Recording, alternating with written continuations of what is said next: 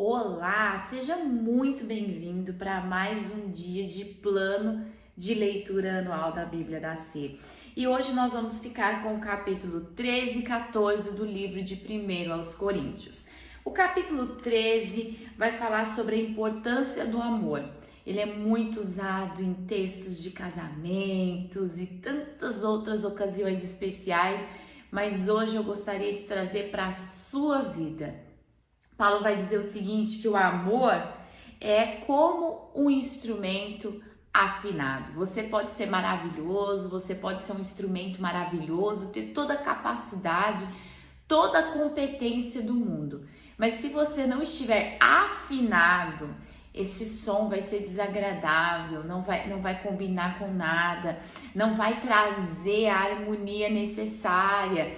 Então, assim, nós podemos ter todas as competências do mundo. Se nós não tivermos o amor, tudo se esvai. Muitas vezes a gente não percebe o quanto a doçura, a imponência, a perseverança do amor consegue trazer um som de vida para nós. E realmente o amor, ele é necessário demais. É pelo amor que nós nos movemos, né? Pelo amor a Deus, pelo amor de Deus que nós nos movemos. E Paulo vai dizer o seguinte: o amor nunca desiste, nunca perde a fé, sempre tem esperança, sempre se mantém firme. Que nós possamos receber essa injeção do Espírito Santo na nossa vida, uma injeção do amor de Deus na nossa vida, que vai nos fazer brotar amor em tudo que nós formos fazer. E não podemos nos esquecer, pode passar tudo, mas o amor nunca acaba. E aí vai uma dica para os seus relacionamentos, para as suas situações. Às vezes você diz assim, mas o meu amor em relação a essa pessoa, em relação ao meu chamado, né? Eu ouço muito isso, está acabando. Não, meu querido, o amor nunca acaba. O que acaba é o verbo amar. Muitas vezes nós nos esquecemos que amor é um verbo e que para a gente viver amor, a gente tem que realizar amor, a gente tem que se aplicar em amar. Então, quem sabe a tua vida está um pouco esfriada e você acredita que o amor é uma emoção e não é.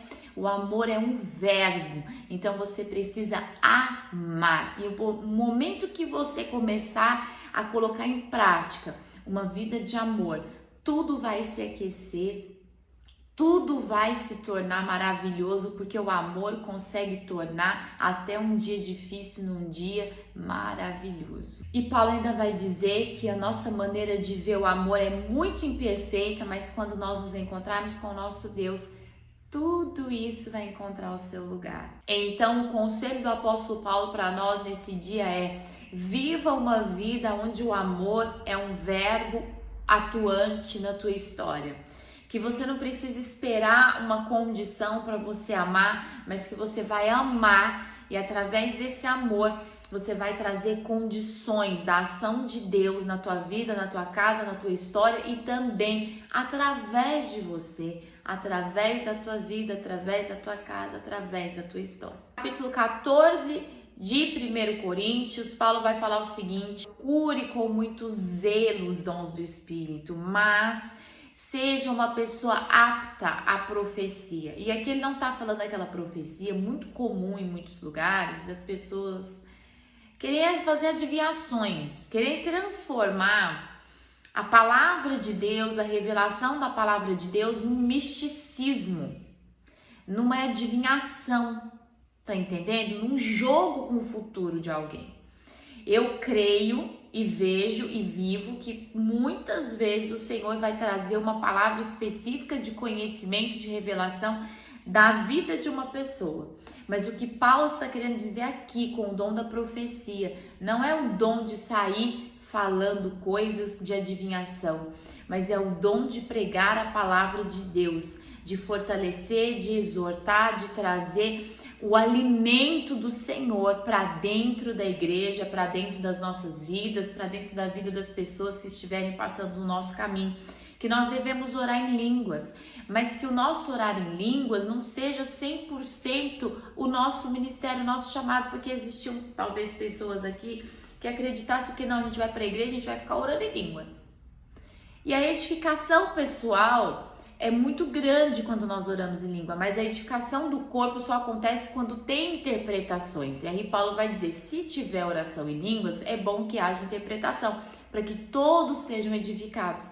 Mas a edificação maior vem quando nós profetizamos a palavra de Deus. E profetizar, então, a palavra de Deus é pregar, anunciar com clareza. Paulo ainda vai frisar muito isso.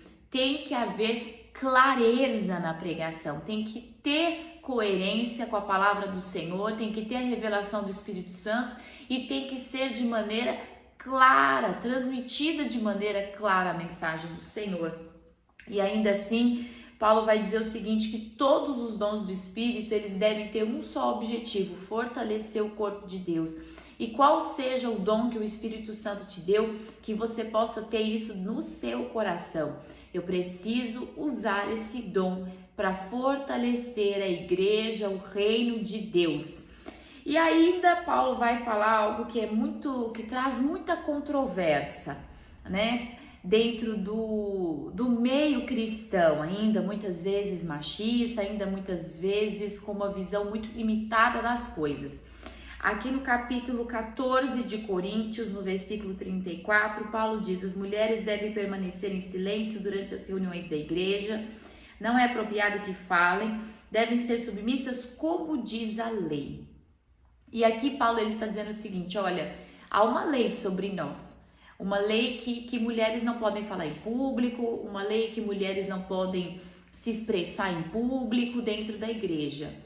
Então, vamos obedecer essa lei, só que eu quero dizer uma coisa para vocês, essa lei ela não está sobre a nossa vida, é uma lei momentânea, é uma lei daquele momento, daquela época, tá certo? Essa é a lei, nós estamos debaixo dessa lei, nós não vivemos essa lei mais. E Paulo ele deixa tão claro que a mulher ela tem o que dizer, que ela vai receber de Deus sim, mas que em muitos momentos por conta das regras, seria melhor que ela obedecesse às regras. Por quê? Porque Deus vai nos usar, mas se nós estivermos totalmente fora do momento, isso vai se perder. Por exemplo, hoje eu sou bispa e na minha igreja nós não temos uso e costumes. Mas se um dia alguém me convidar para levar uma palavra a uma igreja que tem usos e costumes, eu vou respeitar. Eu não vou levar os meus colares e também não vou usar as minhas calças, eu vou respeitar o ambiente. Era isso que Paulo estava dizendo, vamos respeitar um ambiente social que está criado aqui. Mas ela deve fazê-lo ao marido, pois não é apropriado que as mulheres falem nas reuniões da igreja, não é apropriado por quê? Por conta dessa lei, por conta dessa situação, desse rigor social da época.